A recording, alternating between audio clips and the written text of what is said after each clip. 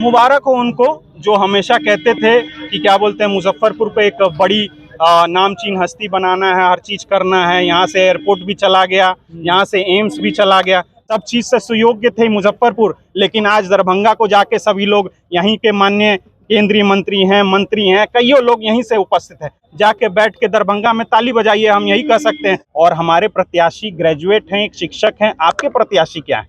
सिर्फ बोलने विचारने वाले व्यक्ति, ऐसे व्यक्ति जिनको आपने कहीं से भी उठा के, वो तो तिरहुत प्रमंडल के वोटर भी नहीं और उनका घर भी यहाँ पे अवस्थित नहीं। कि जेडीयू इसे परंपरागत सीट बताती है। पिछले 22 वर्षों से दिवेश चंद्र ठाकुर इस सीट पे लगातार एमएलसी रहे, अब उनके साथ खड़े हैं, तो चुनौती कितनी है? देखिए, वो तो हमेशा पैसे की राजनीति से यहाँ पे हमेशा जो चुनाव होते रहा है, पैसे की राजनीति। लेकिन विगत 20 साल में सिर्फ और सिर्फ अफसरशाही जो है चरम सीमा पे हो चुकी है, और ये चरम सीमा जो है अब 25 में अब ये दीवार टूटने जा रही है। इस न्यूज के प्रायोजक है अफजल फर्नीचर।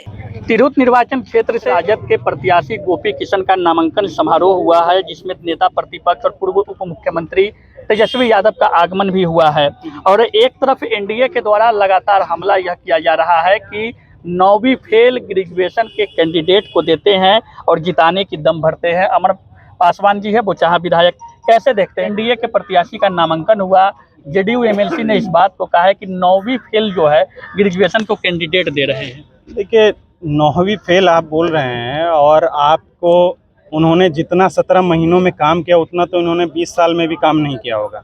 और 5.5 लाख लोगों को जो नौकरियां देने का काम किया, उस किसने किया? हमारे आदरणीय नेता तेजस्वी यादव ने किया।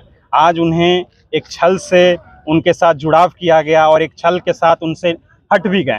लेकिन मैं ये कह देना चाहता हूं कि 2025 में यही छला हुआ व्यक्ति जब जन समर्थन के साथ आपके बीच में वापस पुनः आएगा, तो ये 10 लाख, ये जो नौकरी की तादाद है वो 10 लाख के ऊपर चली जाएगी। और आप जिस तरह से कहते हैं कि ग्रेजुएट का चुनाव हो रहा है और हमारे प्रत्याशी ग्रेजुएट हैं, एक शिक्षक हैं, आपके प्रत्याशी क्या है?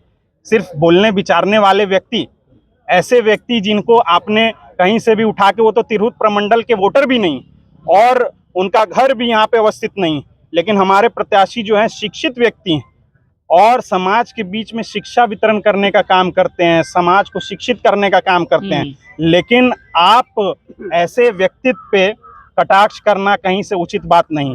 कटाक्ष करना है तो अपने प्रत्याशी को देखिए। कहीं ना कहीं अभिषेक झा को आप बाहरी बता रहे हैं। बिल्कुल बाहरी हैं, तो बताना क्या है? बाहरी हैं, वो बाहरी हैं तभी तो उनको बताया जा रहा है कि बाहर के हैं। हमारे प्रत्याशी यहीं के हैं, तिरहुत प्रमंडल के हैं, यहाँ के बीच के, यहाँ के अवस्थित लोग हैं, यहाँ पैदा हुए व्यक्ति हैं और अपने आप को वोट देने का अधिकार रखते हैं। लेकिन जेडीयू इसे परंपरागत सीट बताती है। पिछले 22 वर्षों से दिवेश चंद्र ठाकुर इस सीट पे लगातार एमएलसी रहे, अब उनके साथ खड़े हैं, तो चुनौती कितनी है? देखिए, वो तो हमेशा पैसे की राजनीति से यहाँ पे हमेशा जो चुनाव होते रहा है, पैसे की राजनीति से। लेकिन अब हमारे नौजवान जो हैं ग्रेजुएट हो चुके हैं, शिक्षित हो चुके हैं, और देख लीजिएगा जितना इस प्रमंडल आपको उत्थान दिखाएगा, जितना समर्थन हमारे नौजवान गोपी किशन जी को दिखाएगा उम्मीदवार को, आप इस उपचुनाव में देख लीजिएगा कि ये जो ग्रेजुएट का चुनाव है, एक बहुत व्यापक पैमाने पे जनता और हमारे जो ग्रेजुएट हैं वो अपनी आवाज़ को बुलंदी से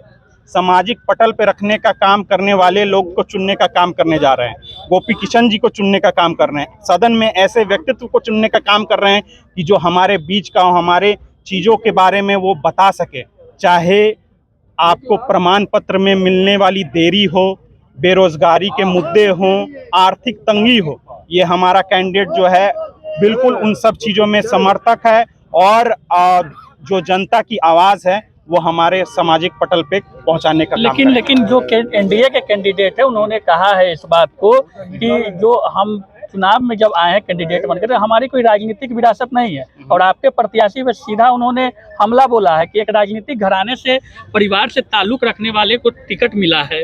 देखिए, राजनीतिक में जो है कोई भी परिवार को देख के वोट नहीं होता है जी। जब एक कैंडिडेट वहाँ खड़े होते हैं तो समाज जो है और उनके व्यक्तित्व को, उनकी छवि को देख के वोट किया जाता है। और हमारे गोपी किशन जी जो हैं कि बहुत ही सुयोग्य शिक्षित व्यक्ति हैं, और जिस तरह से उन्होंने मन मोहा है, पिछले तकरीबन 1 साल से वो इस तिरहुत समाज क्षेत्र में पूर्ण रूप से घूम रहे हैं, उन्होंने वोटर बनाए हैं और एक 1 to 1 करके लोगों से जो बातें की हैं, मुझे पूर्ण विश्वास है कि लोगों ने उनकी भावनाएं, आशाएं जो है समझी हैं और अपनी बातों को, जो लोग नहीं पटल पे उनकी बात रख पाते हैं, समाज का जो आवाज़ जो पटल पे नहीं जा पाता है, उन सब चीज़ों को जब हमारे गोपी किशन जी इस चुनाव को जीत के जाएंगे तो सामाजिक लेकिन पटल पे इंडिया में एक बड़ी बात निकलकर सामने आई कि ग्रेजुएट जो वोटर है वो जंगल राज को नहीं चुनेंगे।